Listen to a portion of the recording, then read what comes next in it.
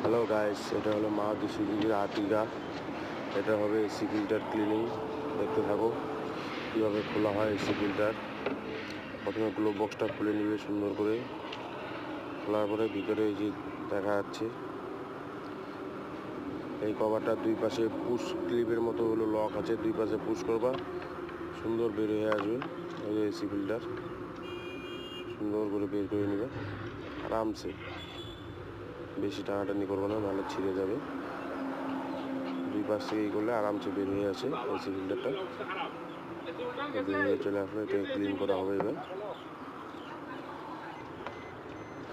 Clean করতে দেওয়া হয়েছিল, ক্লিন করে দিয়ে গেল। এখন আবার সুন্দর মাছ বরাবর লাগাই দিবে। এটা গ্রুপ আছে, গ্রুপের মধ্যে বসাই দিবে, আরামসে ঢুকে যাবে। ঢুকে গেল এসি ফিল্টার। এটা আবার সুন্দর করে কভারটাকে মুছে পরিষ্কার করে লাগা দিবে, ভিতরটাকে একটু পরিষ্কার করে নেবে। ভালো লাগলে ভিডিওটা লাইক করো, শেয়ার করো, সাবস্ক্রাইব করো চ্যানেলটাকে। Thank you guys. আমার জানে আমার সঙ্গে